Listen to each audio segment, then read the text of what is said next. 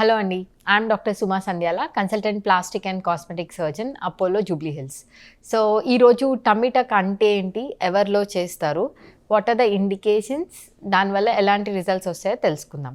Tummy tuck అంటే యూజువల్‌గా ఏంటంటే చాలా మందికి పోస్ట్ ప్రెగ్నెన్సీ అవ్వచ్చు, మాసివ్ వెయిట్ లాస్ అవ్వచ్చు, హ్యూజ్ అబ్డామెన్ ఉంటది.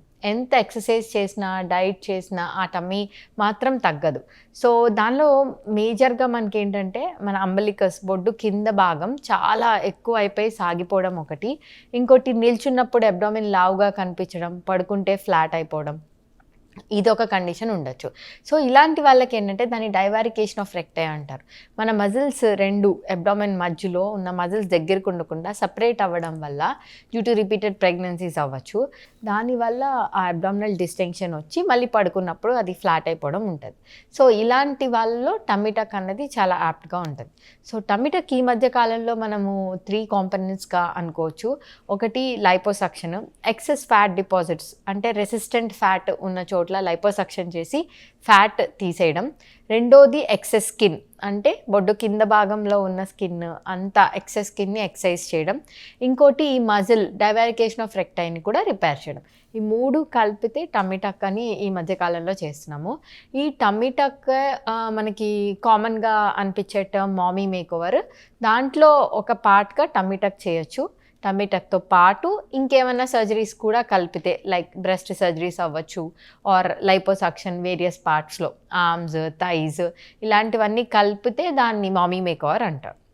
సో, మామీ మేకోవర్‌లో ఏంటి అంటే మల్టిపుల్ ప్రొసీజర్స్ ఒకటే స్టేజ్‌లో చేయడం వల్ల వుమెన్‌కి ఒకటే స్టేజ్ ఆఫ్ రికవరీ ఉంటది. So, more compliance women can get the surgery done and one షాట్‌లో they can get back to normal అనమాట. So, that's more likely about tummy tuck, mommy makeover and helping post pregnant women get back to their shape.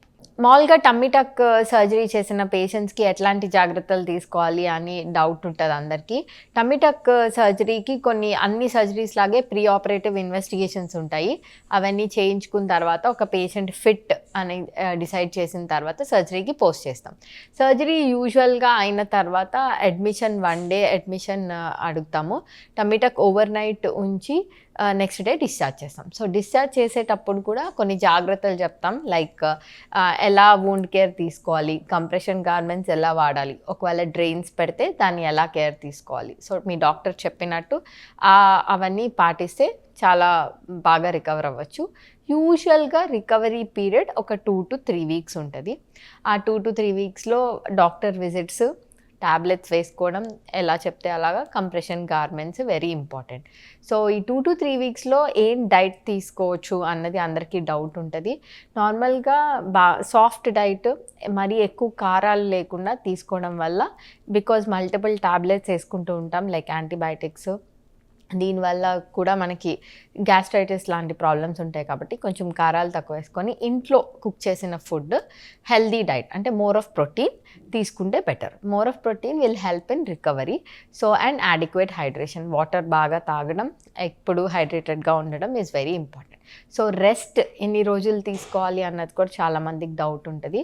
నార్మల్గా first 10 days reduced activity అంటే activities of daily life మనం రోజువారా చేసుకునే activities చేసుకొని మిగతా time rest తీసుకుంటే better.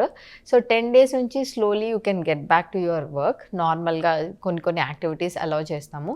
స్ట్రెన్యూయస్ activities, gymming, cycling, exercise ఇలాంటివన్నీ ఒక 3-4 weeks వరకు నాట్ అలౌడ్. సో, ఇలా పోస్ట్ జాగ్రత్తలు తీసుకుంటే healing will be most probably over in 2-3 weeks.